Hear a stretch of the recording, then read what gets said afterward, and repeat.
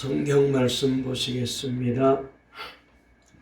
전도서 4장 말씀입니다.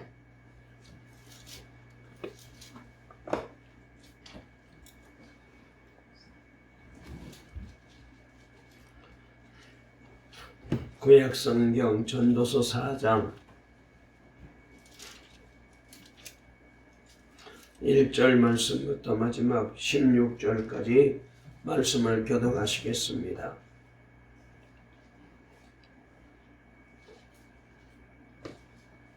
구약 성경, 제가 가지고 있는 성경책으로 951쪽에 있는 말씀, 전도서 4장 1절부터 마지막 절까지 제가 한 절 읽고 또 여러분들이 한 절 읽고 말씀을 차례대로 읽겠습니다. 제가 먼저 1절 말씀 읽습니다.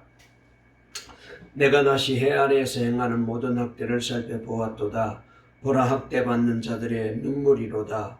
그들에게 위로자가 없도다. 그들을 학대하는 자들의 손에는 권세가 있으나 그들에게는 위로자가 없도다.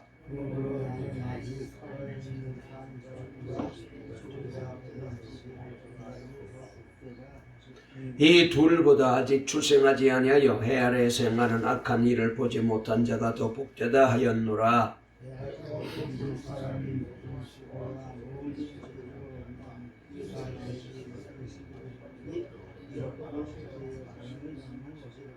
우매자는 발장을 끼고 있으면서 자기의 몸만 축내는 도다.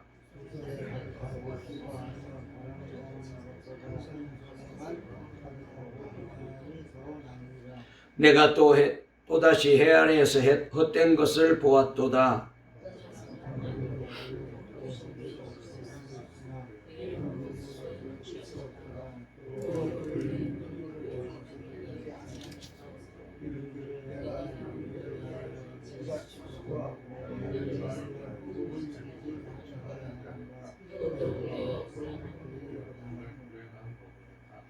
두 사람이 한 사람보다 나으면 그 둘이 수고함으로 좋은 상을 얻을 것임이라.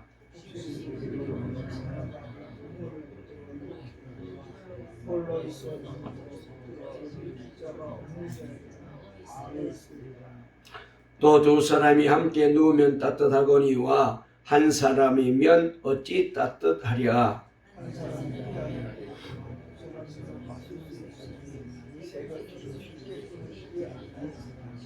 가난하여도 지혜로운 젊은이가 늙고 둔하여 경고를 더 받을 줄 모르는 왕보다 나으니,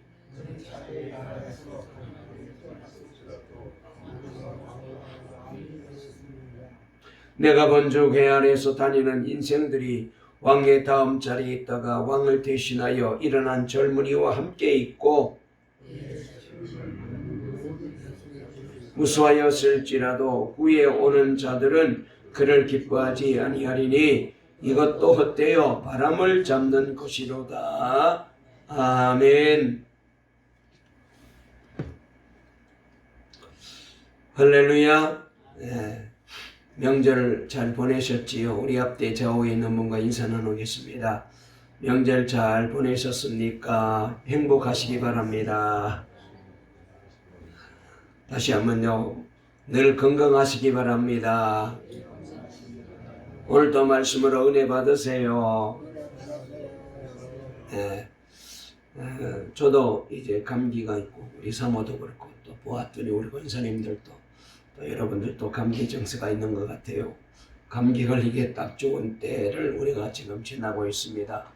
몸도 마음도 영혼도 건강해야 되는데, 그래서 다시 한번 10월 한 달을 지나는 동안에 절대로 아프지 마시고 감기도 걸리지 마시고, 감기 걸리셨다면 다 나으시고 하나님이 주신 은혜로 늘 하루하루를 하나님께 영광 돌리며 살아가는 우리 모두가 다 되시기를 바랍니다.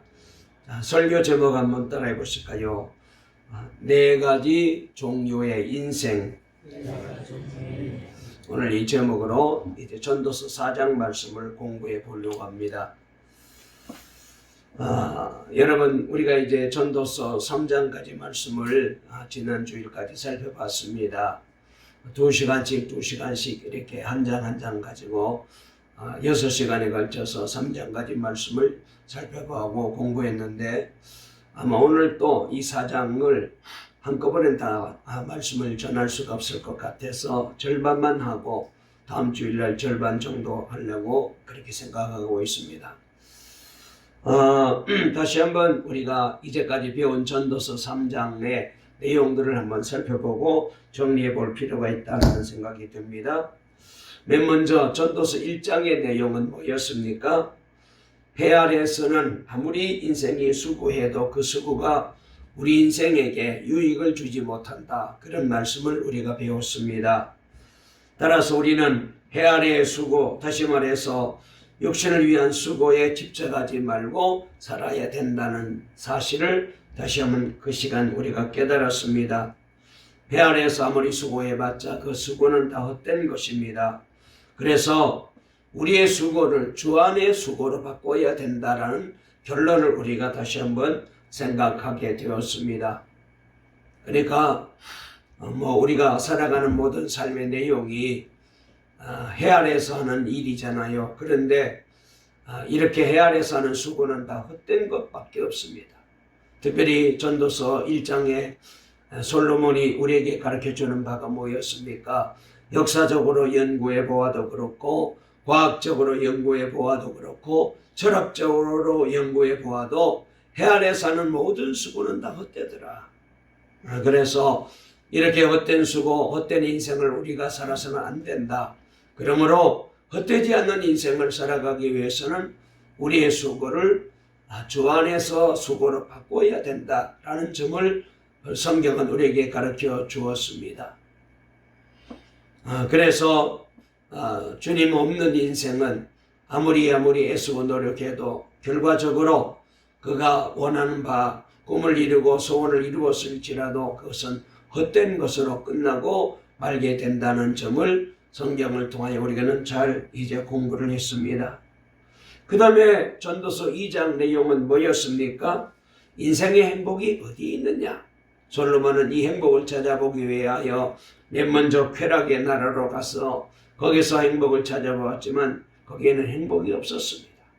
많은 여인을 거느리고 많은 이제 건물을 지어보고 그 다음에 짐승도 많이 그리고 종들도 많이 거느리고 그렇게 누가 봐도 행복할 것 같은 인생을 살았지만 쾌락에는 행복이 없었어요.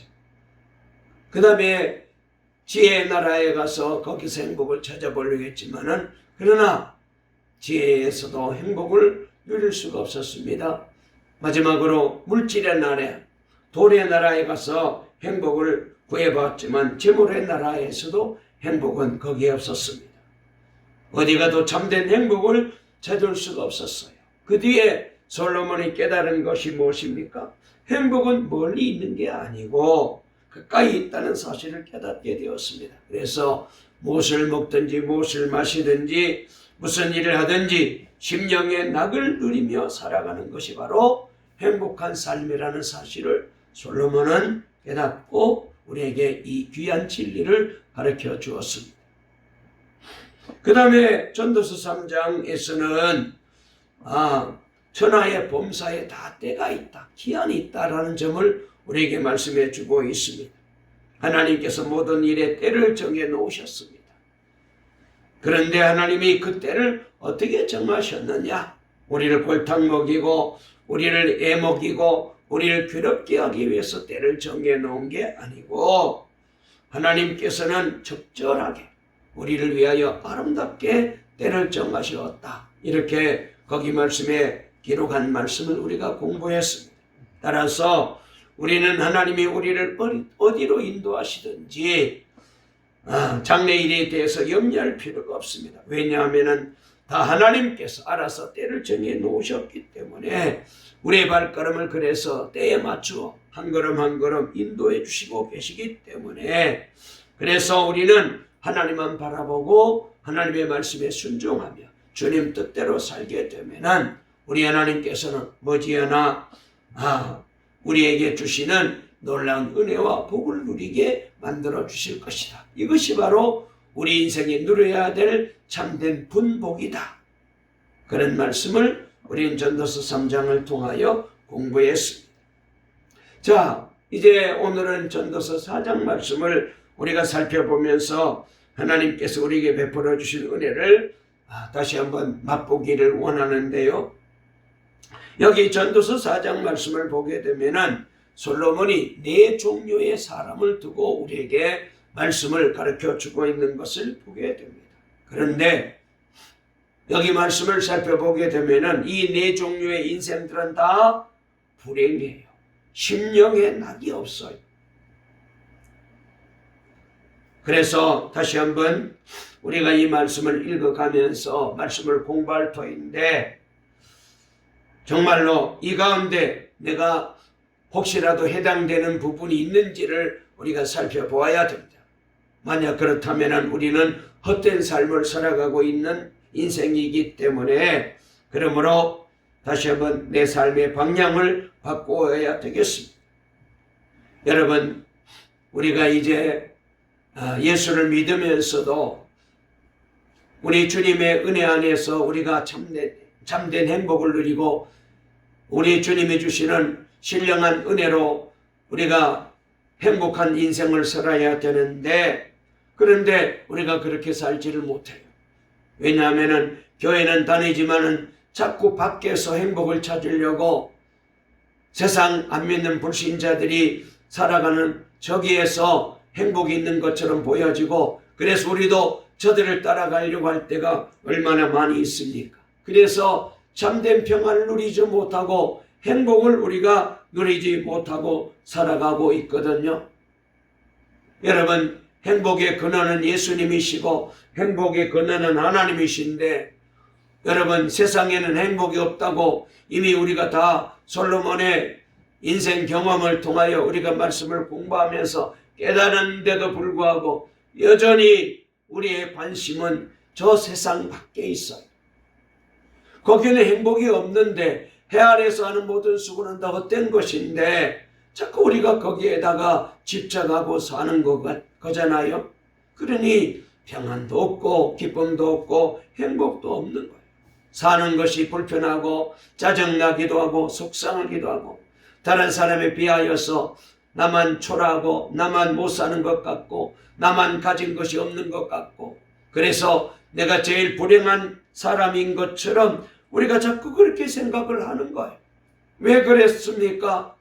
주님을 바라보지 못하고 자꾸 교회 다니면서도 세상을 더 귀하게 여기고 거기에다가 소망을 두고 살기 때문에 그런 거거든요.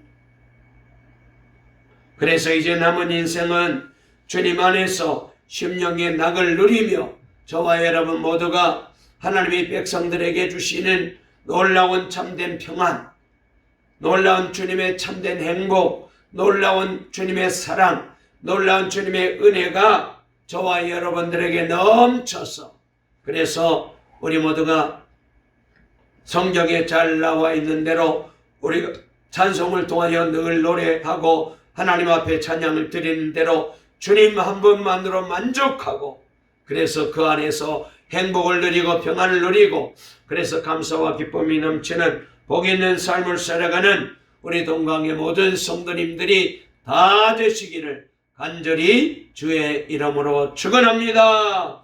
아멘.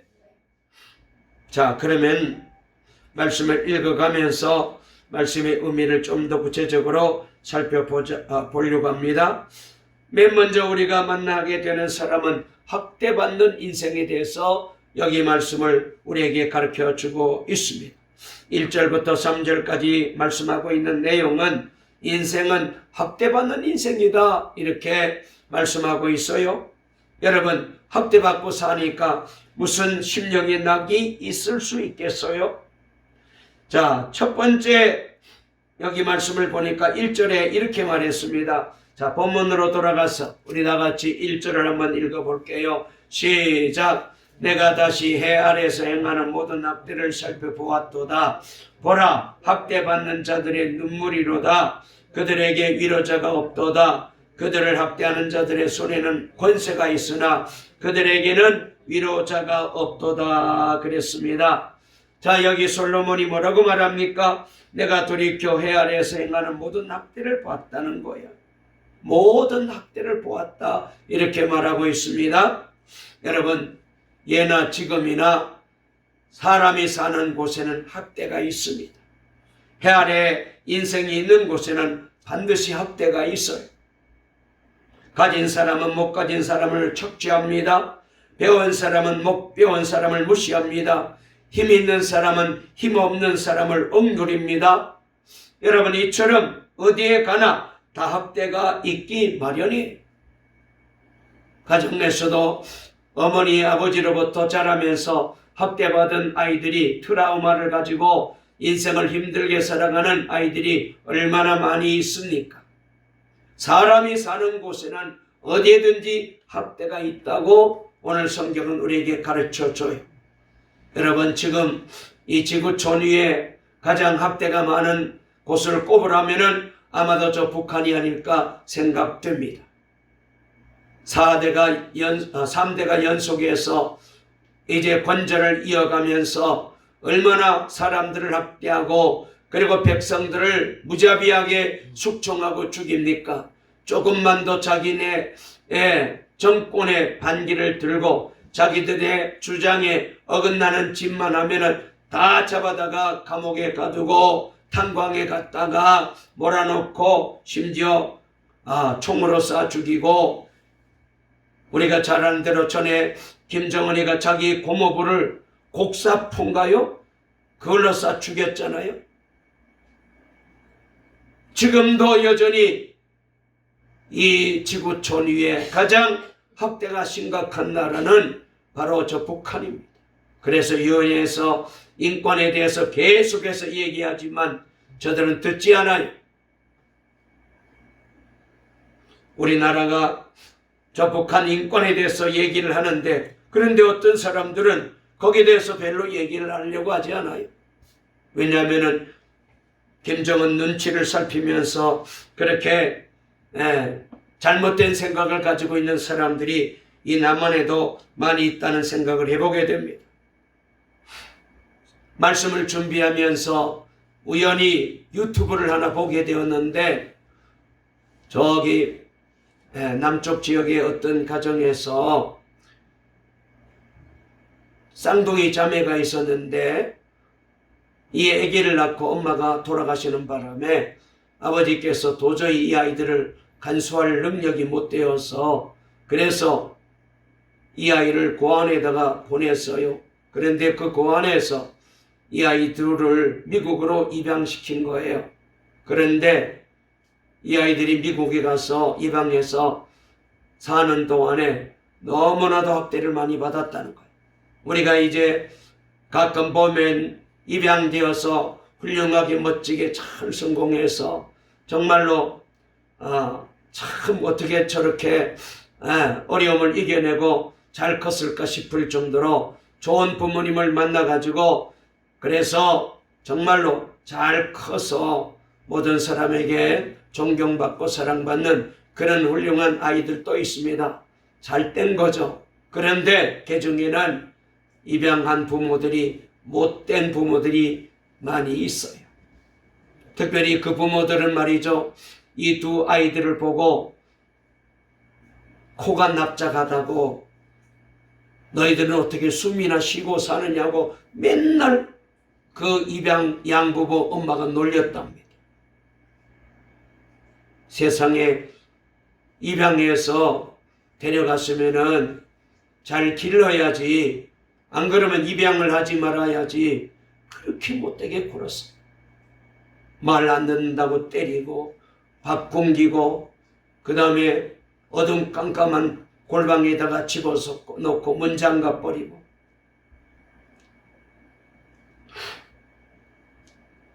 그 유튜브를 봤는데 너무나도 마음이 아파요. 그래서 이 두 아이가 사람에 대한 적대감과 자기를 버렸다는 부모님에 대한 원한이 확 차가지고 동생이 데리러 갔는데, 만나러 가는데 악을 쓰면서 사람만 가까이 가면은 저 사람들은 우리를 해코지하려고 한다고 경찰에 계속 신고하는 거예요. 그렇게 사람들이 변했어요. 지금 두 애대 쌍둥이 나이가 35인가 되었는데 얼마나 정신적으로 어려움을 당했으면 그 지경이 되었나 싶으니까 너무 마음이 아파. 이 동생이 이 모습을 보고 우리 아버지가 아무리 어려웠더라도 그냥 데리고 키웠어야 되는데 눈물로 자기 아버지에게 전하는 모습을 보고 마음이 막 찢어지더라. 여러분, 요사이 문제가 되는 게 뭐예요? 우리나라 젊은이들이 국내에서는 별로 그렇게 취직이 잘 안 되니까 유혹을 받아가지고 저 캄보디아 이런 데로 가면은 뭐 돈 많이 벌게 해준다고 월급이 많고 뭐 연봉이 많다고 유혹을 해가지고 갔는데 보이스피싱 조직에 감금돼가지고 젊은이 한 사람이 죽었잖아요. 두 사람도 큰 어려움을 당할 뻔하다가 이번에 구출됐다는 기사를 어저께 다 여러분들 보셨잖아요. 얼마나 학대가 많은지. 계모로부터 학대받고 그래서 견디다 못하여 생명을 잃은 어린아이들의 얘기도 우리에게 얼마나 가슴 아픈 얘기입니까? 이처럼 여러분 세상에는 학대가 있어요. 그런데 학대받는 사람에게 가장 큰 문제가 뭔지 아십니까? 오늘 솔로몬이 거기에 대해서 우리에게 잘 말씀해 주고 계시는데 이렇게 말했습니다. 여기 1절 말씀에 보니까 뭐라고 말했나? 보라, 옛날 성경에는 오호라 이렇게 표현해서 오호라, 학대받는 자들의 눈물이로다. 그들에게 위로자가 없도다. 그래서 학대받는데 마음의 상처가 있으면은 그 상처를 이제 보듬어주고 그리고 위로해 줄 사람이 있어야 되는데 오늘 여기 성경 말씀에 보니까 위로자가 없다는 거예요. 학대받는 사람이 너무나도 힘들고 너무나도 마음이 아프고 너무나도 어려워서 눈물을 흘리는데 문제는 학대받는 사람에게 위로해 주는 사람이 한 사람도 없어. 솔로몬은 다시 한번 그것을 반복하면서 이 사실을 강조하고 있습니다. 저희를 학대하는 자의 손에는 권세가 있으나 저에게는 위로자가 없도다. 학대하는 사람의 손에는 권세가 있어요. 힘이 있어요. 그래서 마음껏 학대합니다. 그러나 학대받는 사람에게는 아무것도 없는 거예요.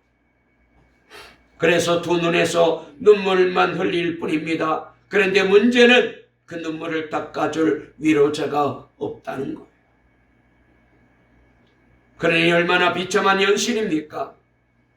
솔로몬은 위로받지 못하는 사람, 학대받는 사람의 비참한 모습을 보면서 2절에서 이렇게 말씀을 우리에게 들려주고 있습니다. 2절 읽어볼까요? 시작. 그러므로 나는 아직 살아있는 산 자들보다 죽은 지 오랜 죽은 자들을 더 복되다 하였으며 그랬습니다. 무슨 말입니까? 무슨 얘기예요? 여러분들이 다 이해되시겠지만은 이 땅에 살면서 차라리 학대받고 위로받지 못하고 눈물을 닦아줄 사람이 없는 그런 인생보다는 차라리 죽는 것이 더 낫다는 거예요. 우리가 살다가 힘들면은 에이구 차라리 죽어야지. 죽는 게 더 편하겠다. 죽는 게 더 속 시원하다. 그런 말을 가끔 하잖아요. 거기서 한 걸음 더 나아가서 솔로몬은 3절에서 심지어 이렇게 말합니다. 우리 3절까지도 읽어볼까요? 시작. 이 둘보다 아직 출생하지 아니하여 해 아래에서 행하는 악한 일을 보지 못한 자가 더 복되도다 하였노라 그랬습니다. 무슨 말입니까? 차라리 태어나지 않았더라면은 이 세상에서 이렇게 공공연연하게 자행되고 있는 이 악한 학대를 보지도 않고 당하지도 않았을 것이니까 그래서 그 인생이 더 낫지 않겠느냐 이렇게 탄식하고 있어요. 여러분 해 아래 인생이 있는 곳에는 이렇게 어디에나 악이 있고 학대가 있고 그에 따른 인생의 무거운 짐이 다 있기 마련입니다. 여러분은 힘든 일을 당할 때 어렵고 억울한 일을 그리고 슬픈 일을 만났을 때 어디에서 위로를 찾으십니까? 해 아래 인생은 어느 누구도 우리의 참된 위로자가 될 수가 없어요. 그래서 고린도 후서 말씀에 보면은 이런 말씀이 있습니다. 찬송하리로다. 그는 우리 주 예수 그리스도의 하나님이시요 자비의 아버지시요 모든 위로의 하나님이시며 우리의 모든 환난 중에서 우리를 위로하사 우리로 하여금 하나님께 받는 위로로서 모든 환난 중에 있는 자들을 능히 위로하게 하시는 이시로다. 그랬어요. 성경은 하나님만이 진정 우리의 위로자가 되신다고 말씀을 가르쳐 주고 있습니다. 그러므로 여러분도 어려움을 당하고 슬픈 일을 당하고 힘든 일을 만나고 여러분 속상한 일을 만났을 때 사람을 통하여 위로받으려고 하지 마세요. 하나님께로 나와야 돼요. 하나님을 바라보아야 돼요. 욥을 보십시오. 욥이 어려운 공경에 처하지 않았습니까? 그럴 때 세 친구가 찾아왔습니다. 목숨보다도 더 가까이 지냈던 친구들입니다. 그런데 이 친구들이 찾아와서 이렇게 환난 중에 있는 욥을 위로한다고 온갖 말로 위로했지만 오히려 욥은 그 위로의 말이 욥의 마음을 더 속속들이 파내는 아픔으로 다가왔어. 사실 그렇습니다. 우리가 어떤 사람을 믿었습니다. 그런데 바로 그 믿은 사람 때문에 마음의 상처를 더 크게 받게 되는 경우들이 얼마나 많이 있어. 지나가는 사람이 뭐 한마디 하는 거야 그냥 넘어가지만은 내가 가지고 있는 거 다 주고 내 정성 내 사랑 다 주었는데 그 사람이 나를 아프게 할 때에 그 상처는 말로 글로 표현할 수가 없는 거예요. 제가 앞서 말씀을 드린 대로 이 아이들이 말이죠. 이 쌍둥이 자매가 한국이 나를 버렸다. 부모가 나를 버렸다. 계속해서 이렇게 외치더라. 얼마나 이 사람들이 그렇게 어려움을 당했으면 저 지경이 되었을까. 그래서 어떻게 하든지 여권 만들어가지고 비행기 싹 준비해서 그래서 한국으로 가려고 꿈에도 한국 가는 게 저들이 바라는 소원이에요.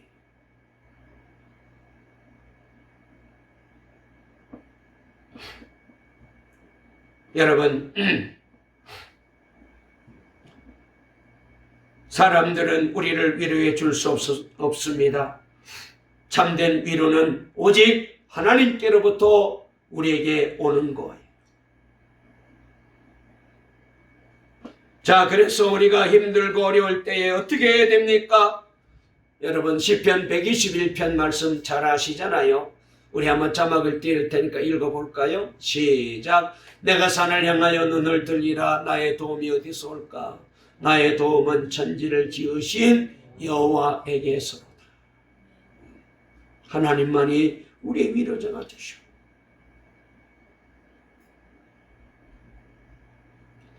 여러분 저 사람이 내 문제 해결해 줄 줄 알고 저 사람이면 내 문제 풀어줄 수 있을 것 같아서 그래서 그 사람을 믿고 모든 거 다 갖다 주고 그 사람을 믿었는데 여러분 그런데 일은 풀리지 않고 이런저런 낭패만 당하고 속상했던 일들이 얼마나 많아요. 정말로 생각만 잠도 안 오고 너무나도 괘씸하기 짝이 없고 어쩌면은 정말로 사람 생각 같아서는 죽이고도 한이 풀리지 않을 정도로 그렇게 마음이 아플 때가 있어. 사람은 우리를 그렇게 돼. 하나님밖에 없어. 여러분도 힘들고 어려울 때에 해 아래 인생들에게서 위를 찾으려고 하지 마십시오.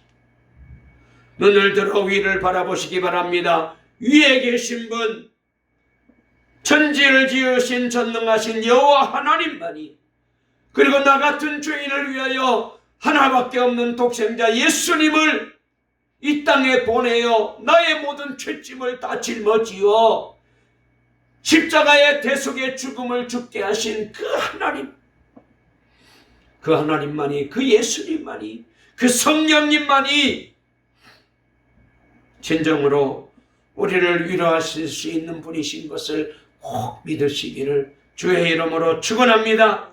여러분, 엘리야를 생각해 보세요. 엘리야가 사악한 여인 이세벨의 핍박을 받게 되었잖아요.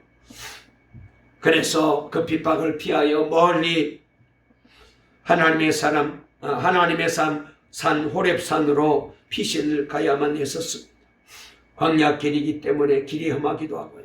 너무나 힘들기도 하고 어려워서, 그래서 가다가 드디어 엘리야는 지쳐가지고 노뎀나무라는 큰 나무 밑에 털썩 쓰러졌습니다. 그리고는 하나님 앞에 한다는 기도가 이런 기도입니다.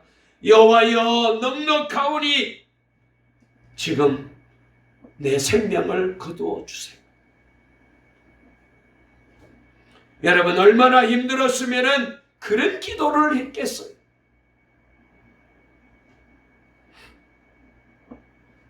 하나님이 이런 엘리야를 죽이셨습니까?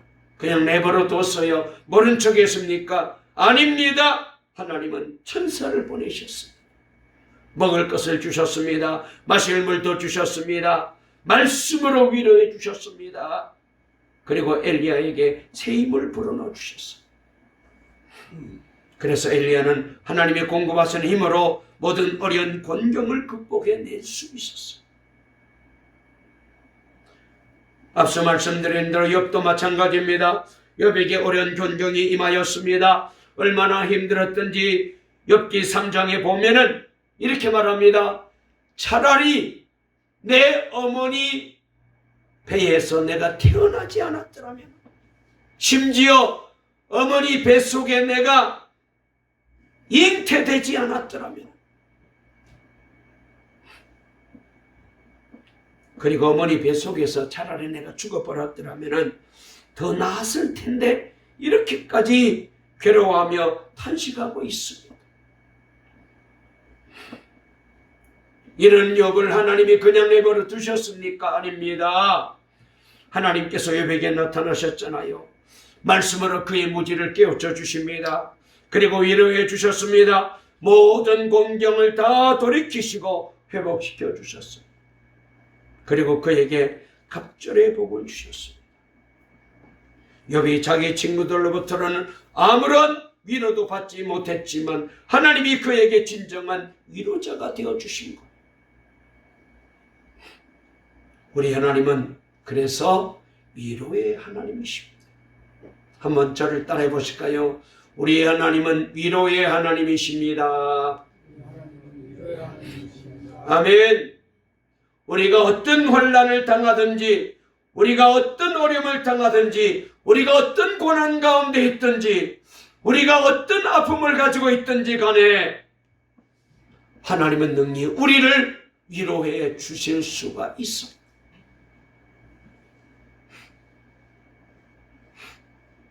시간이 지나서 오늘은 한 대목만 가지고 말씀을 마치려고 합니다. 오늘 이 놀라운 위로가, 이 놀란 이 하나님의 위로가 오늘 예배드리는 우리 동강의 모든 성도들에게 넘치시기를 주의 이름으로 축원합니다. 그래서 날마다 저와 여러분, 다시 한번 여러분, 다른 사람들에게 아픔을 주는 사람 되지 마십시오. 말로도, 몸짓으로도, 눈빛으로도 다른 사람에게 아픔을 주는 사람 되지 마십시오. 하나님이 기뻐하지 않습니다. 그리고 이왕이면은 위로하는 사람이 되십시오. 우리는 이미 하나님으로부터 위로받고 사는 자들이잖아요. 그래서 우리 하나님께서 이렇게 우리를 위로해 주시는 것은 우리로 하여금 환난 당하는 모든 사람을 위로하는 자로 쓰임받게 하시려고 그렇게 하신다고 말씀하셨습니다. 그래서 거기 고린도후서 1장 말씀에 보면은 우리의 모든 환난 중에서 우리를 위로하사 우리로 하여금 하나님께 받는 위로로서 모든 환난 중에 있는 자들을 능히 위로하기 위해 위로하게 하시는 이 시로다 이렇게 말씀하셨습니다. 하나님만이 진정으로 우리의 위로자가 되시죠. 다시 한번 여러분 오늘 이 예배를 통하여 위로의 하나님을 만나게 되시고 그 놀라운 하나님의 위로의 말씀이 저와 여러분들에게 임하여 오늘도 예배 드리면서 다시 한번 세상에서 받았던 아픔, 상처 그리고 힘들었던 것 다 오늘 이 시간 내려놓게 되시고 그리고 이 은혜를 가지고 또 오후 찬양 예배도 드리고 한 주간도 이 은혜를 가지고 하나님 의지하고 살아가는 저와 여러분 되시기를 주의 이름으로 축원합니다. 한번 우리 다 같이 한번 기도할까요? 주여 한번 부르고 기도하겠습니다. 하나님, 나는 어디를 가든지 사람들을 위로하는 사람 되기 원합니다. 그리고 이 세상은 어디에 있든지 위로가 꼭 필요합니다. 세상은 환난을 주는 곳입니다. 그런데 우리가 사람으로부터 위로받으려고 했는데 사람은 우리를 위로할 수 없다는 사실을 깨달았습니다. 하나님만이 참 우리 위로자가 되시는 줄 믿습니다. 하나님만 믿고 하나님만 바라보고 하나님만 의지하고 살게 해주시옵소서. 우리 모든 성도들에게 우리 가정에 그리고 내 인생에 위로자가 하나님밖에 없는 것을 꼭 기억하고 이 믿음으로 살기 원합니다. 우리 다 같이 주여 한번 부르고 통성을 한번 기도하겠습니다. 주여 할렐루야. 살아계시다. 오직 하나님께만 소망을 두고 하나님만 바라보고 하나님만 믿고 의지하고 살게 도와주시고 특별히 하나님 우리는 위로자가 될지언정 학대하는 자가 되지 말고 아픔을 주고 상처를 주고 다른 사람들의 마음에 아버지 눈물을 흘리게 하는 사람 되지 않도록 하나님 우리를 꼭 지켜주시옵소서. 오늘 이 예배를 통하여 우리 동강의 모든 성도들의 아픔을 주님이 싸매어 주시고 눈물을 거두어 주시고 그리고 위로해 주실 줄 믿습니다. 예수님의 이름으로 간절히 기도 올리옵나이다. 아멘.